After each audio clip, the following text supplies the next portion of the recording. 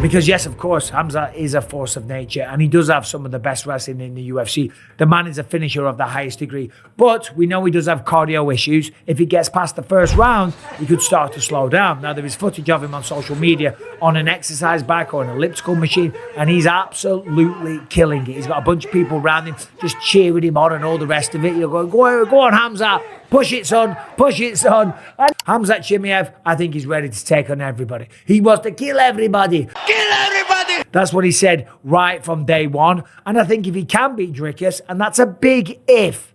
It's a very big if, okay? I don't know if he can. I'd probably lean towards Dricus du Plessis. But if he does do it, it remains to be seen whether or not that will be a disaster.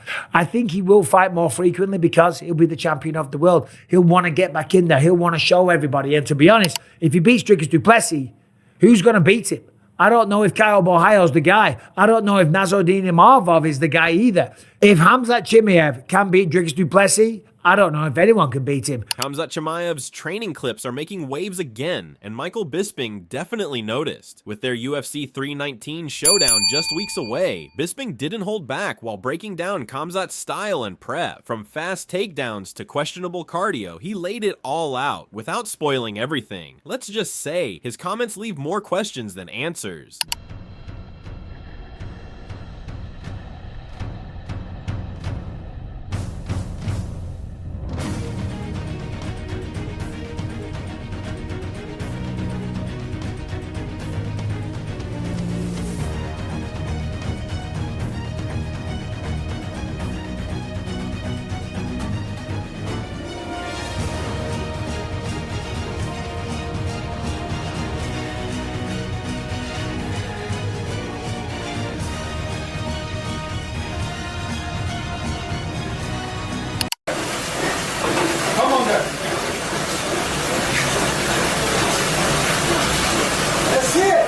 Excellent.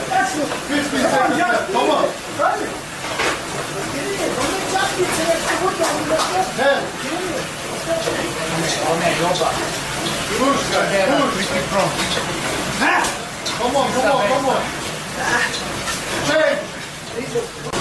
10 seconds left. Come on.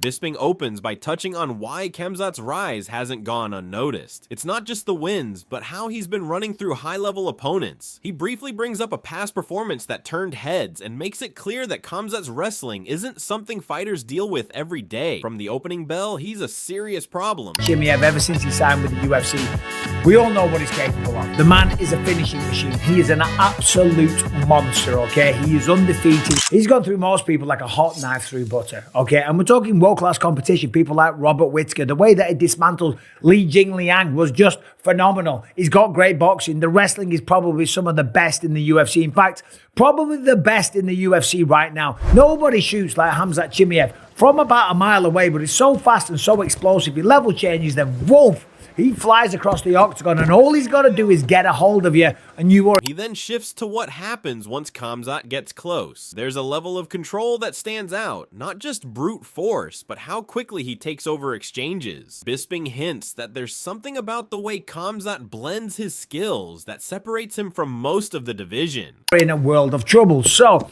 does he beat Dricus du Plessis? That's not what we're here to talk about. What we're going to talk about is it a disaster if Khamzat Chimaev becomes the champion of the world? Because that's the opinion of one legendary fighter, Dean Thomas. Dean Thomas was talking on a show or doing an interview, and he said it would be a disaster if Khamzat Chimaev won because he's not reliable. Later on, Bisping circles back to Khamzat's intense training clips, especially his work on the cardio machines. He hints that there's a reason behind all that grind, possibly to address some lingering concerns about his ability to keep up the pace in longer fights. Because yes, of course, Khamzat is a force of nature and he does have some of the best wrestling in the UFC. The man is a finisher of the highest degree. But we know he does have cardio issues. If he gets past the first round, he could start to slow down. Now, there is footage of him on social media on an exercise bike or an elliptical machine, and he's absolutely killing it. He's got a bunch of people around him just cheering him on and all the rest of it. it. You're going, go on, Khamzat. Push it, son. Push it, son. Without naming names just yet, Bisping alludes to past fights where Khamzat's energy dipped after fast starts. It's the kind of pattern that could spell trouble against someone as durable as Du Plessis. The message is clear. This time, just coming out strong won't be enough. He has to. Against Gilbert Burns and against Kamaru Usman, in the first round, he slowed down.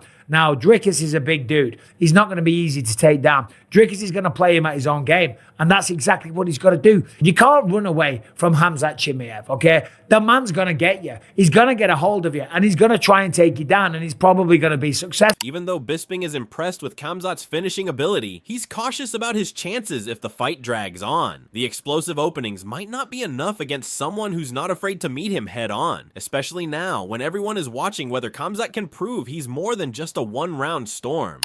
So what do? Now, what you're going to do is you're going to meet him head on. You're going to fight him at his own game. And that's exactly what Dricus Du Plessis said that he's going to do. He will get a hold of it and he probably will take you down. So meet him head on. Make him work for it. The best form of defense is attack. Put Khamzat Chimaev on the back foot. By the end, Bisping circles back to one clear thought. Khamzat has the tools, no doubt, but the question is whether those tools hold up under pressure. That's why the training footage matters. It hints at improvements, but it doesn't tell the full story. Only the fight will show if this version of Khamzat is ready to go 5 rounds without fading. Dricus Du Plessis isn't scared of anyone. You probably saw that picture of me and him in Sydney back in the day. He was way bigger than me, okay? I put it on my Instagram. I said, I'm 220 pounds, and Dricus Du Plessis was making me look tiny. He's a massive middleweight. He's got excellent jiu-jitsu skills. He tapped out an entire black belt Gracie team one after the other. He's got knockout power, and he's got the cardio as well these days, ever since he got the nose job, okay? So the man's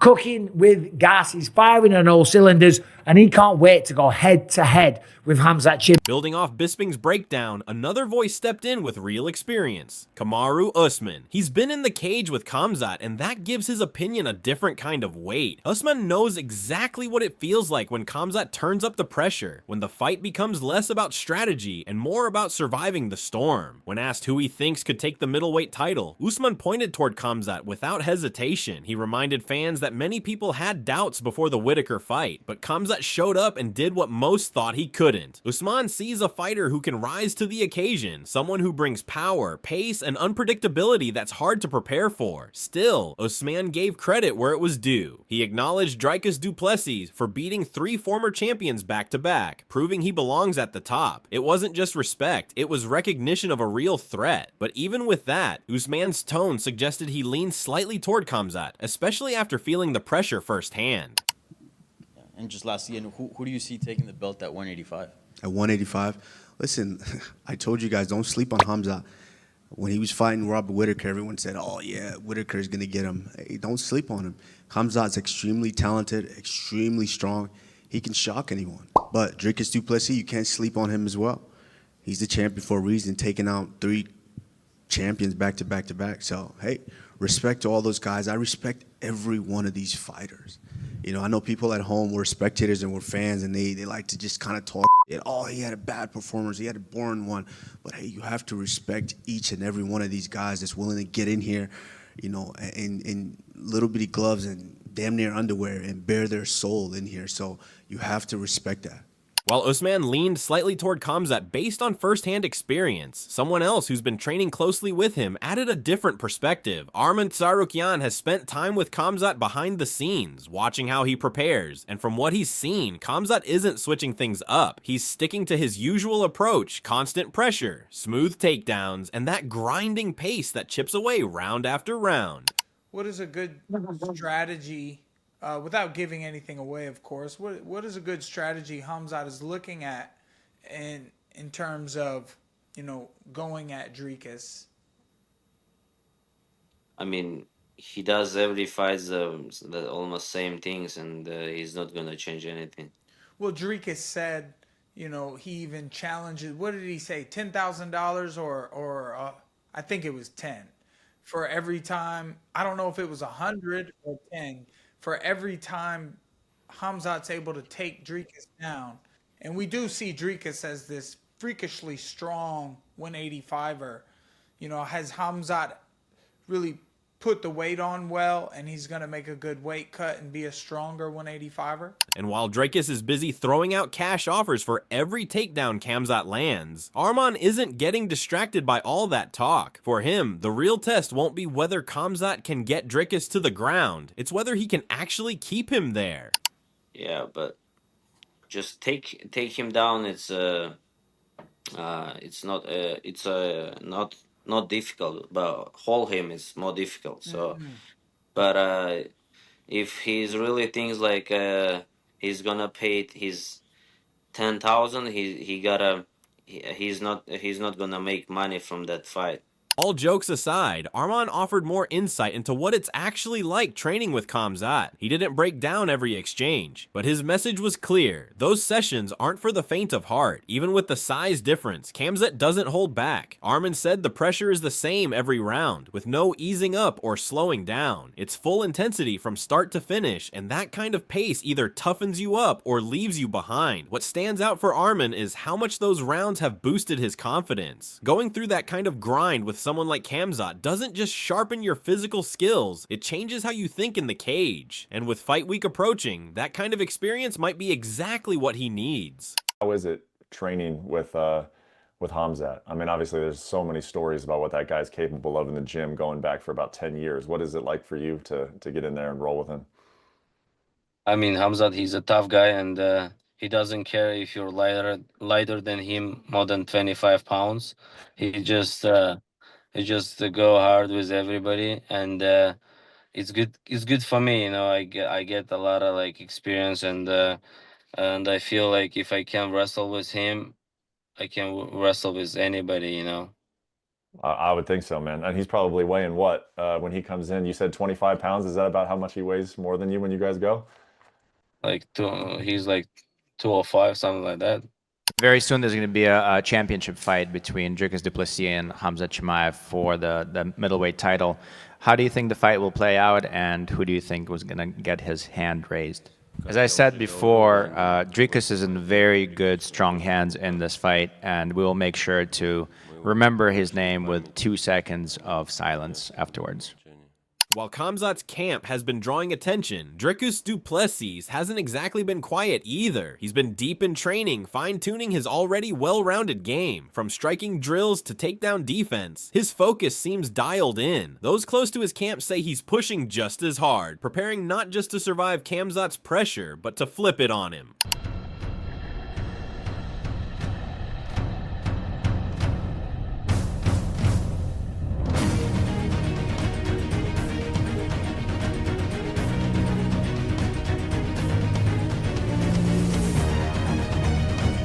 As Dricus sharpens his game behind closed doors, another fighter who shared the octagon with both men weighed in, Robert Whittaker. He's not exactly swept up in the Khamzat buzz. When asked about the matchup, he called it a tough one to call, but leaned toward Dricus for one big reason: the later rounds. Whittaker didn't ignore Khamzat's strengths. He pointed out how dangerous he is early on, especially with his ability to take the fight to the ground fast. But from his perspective, that pressure only lasts so long. Once the first round passes, Khamzat's output starts to dip, and that's where Dricus becomes the bigger threat. This wasn't just a casual opinion either. Whittaker has been in there with both of them, felt their pace and power up close. While he respects Khamzat's intensity in a drawn-out 5-round battle, he sees Dricus as the one more likely to keep pushing when things get messy.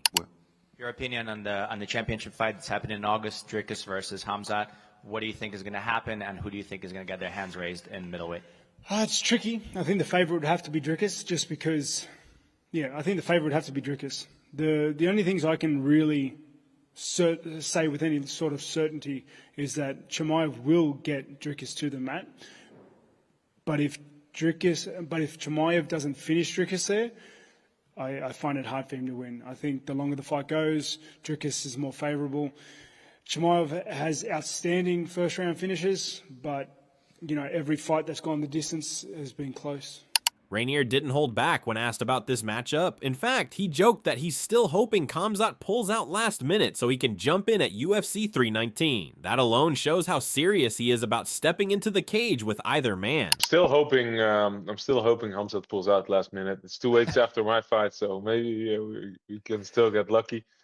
But when it came down to choosing a side, Rainier leaned toward Dricus. Why? It wasn't just a gut feeling. He's trained with both guys and feels that Dricus has the edge in terms of cardio and fight rhythm. According to Rainier, he doesn't see Khamzat finishing it early, and once the fight stretches into the later rounds, things could shift toward Dricus. He explained that Dricus builds momentum as the rounds go on. That third, fourth, and fifth round energy, Rainier believes that's where Dricus shines, slowly outworking and edging his opponents. Yeah, I'm not sure. I'm still leaning towards Dricus because of the experience I have with training with both the guys. I just don't see Khamzat finishing him early. And I see Dricus building in the third, fourth, fifth round. I see him edging it out, but we'll see. Hopefully it never happens and I can jump in.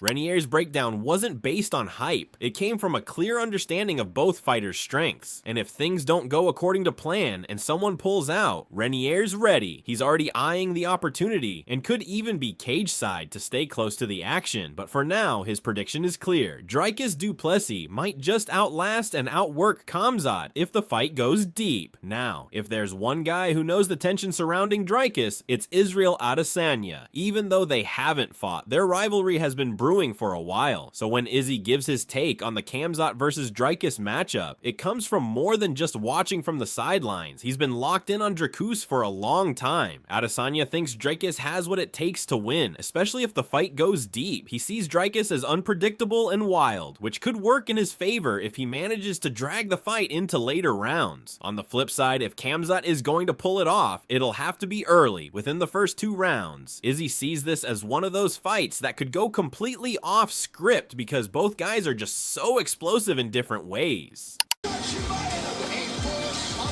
Not bad, but I still think Dricus gets it. I think just late finish, late finish. Khamzat would, I think Khamzat will, if he wins, it's the first 2 rounds or the first round. But Dricus is just chaotic. Chaotic good, chaotic evil. That's literally what this fight might be. Chaotic good versus chaotic evil. He is there training. You've grappled with him. He's got a big fight against DDP, Dricus du Plessis, someone you've had a lot of rounds with. After feeling both those men, how does that fight play out? We'll see how it plays out. And I think Khamzat is very good at wrestling. He's very good on the ground. He's very good at pressure. The longevity of the fight, it hasn't been his best approach. So you see with Usman, you see with Gilbert, tough test. I've put a lot of rounds in with DDP, and he don't go away. So unless he gets to him early, it's gonna be tough late. So if he doesn't put him away early, it's a DDP type of fight. I think that's the way the DDP goes. You know, he manages to get through, weathers the storms, and he keeps going. That's what champions do, and that's why DDP's on top.